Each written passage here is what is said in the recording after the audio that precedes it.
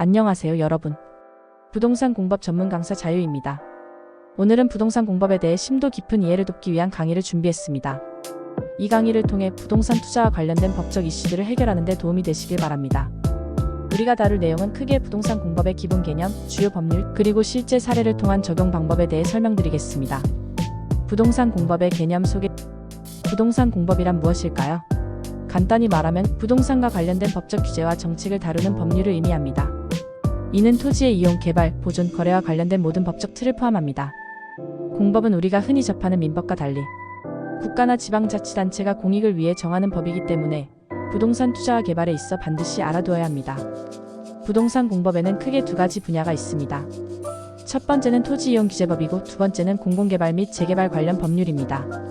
이 두 가지는 부동산 개발이나 투자에 있어 가장 중요한 부분입니다. 주요 법률 및 규제. 첫 번째로 토지이용규제법입니다. 이는 국가와 지방정부가 토지의 사용을 어떻게 규제할지에 대한 법률로 예를 들어 개발제한구역, 농지전용, 용도지역 등 다양한 규제가 포함됩니다.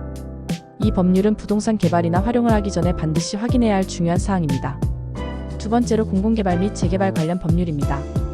재개발과 재건축은 부동산 투자에서 중요한 부분을 차지하는데요. 이 과정에는 많은 법적 절차가 포함되며 주민동의 도시계획, 보상 등의 이슈들이 발생합니다. 이 법들은 특히 도시개발에 큰 영향을 미칩니다. 공법의 실제 적용 사례. 이제 실제 사례를 들어보겠습니다. 예를 들어 서울에서 재개발 구역에 투자한다고 가정해봅시다. 이 경우 도시 및 주거환경정비법을 숙지해야 합니다. 이 법에 따라 개발이 가능한지 또는 개발을 위한 절차가 어떻게 되는지 알아야 합니다. 또한 재개발 구역이 주거환경개선지구로 지정되었는지 아니면 정비구역으로 지정되었는지에 따라 접근 방식이 달라질 수 있습니다. 다음은 농지 전용에 대한 사례입니다. 농지를 상업용지로 전환하고 싶다면 농지법을 따라야 하는데요.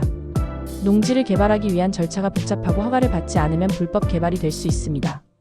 이러한 점을 잘 파악하고 진행해야 합니다. 법적 리스크와 문제 해결 방법. 부동산 공법을 이해하는 것은 투자자에게 중요한 리스크를 예방할 수 있게 도와줍니다. 예를 들어 개발제한구역 내에 부동산을 구입한다면 개발이 불가능하므로 이에 대한 법적 규제를 미리 알아야 합니다. 이러한 리스크를 최소화하기 위해 부동산 공법 전문가와 함께 상담하거나 관련 법률을 잘 숙지한 후 투자 결정을 내려야 합니다. 법적 리스크를 줄이기 위해서는 부동산 개발 전후에 필요한 법적 절차와 요구사항을 모두 파악해야 합니다. 모든 서류 허가사항을 꼼꼼하게 점검하고 절차에 따라 진행하는 것이 중요합니다. 결론 및 마무리. 오늘 강의에서는 부동산 공법의 기본 개념, 주요 법률, 그리고 실제 사례를 통해 공법이 부동산 개발과 투자에 어떤 영향을 미치는지 살펴보았습니다. 부동산 공법을 이해하고 실무에 적용하는 것이 중요한 이유는 이를 통해 법적 리스크를 예방하고 더 안전한 투자를 할 수 있기 때문입니다. 여러분이 부동산 투자나 개발을 고려하실 때 오늘 강의에서 다룬 내용을 꼭 기억하시고 필요한 법적 절차를 잘 따라가시길 바랍니다. 다음 시간에는 구체적인 법률과 절차에 대해 더 깊이 다룰 예정이니 많은 관심 부탁드립니다. 감사합니다.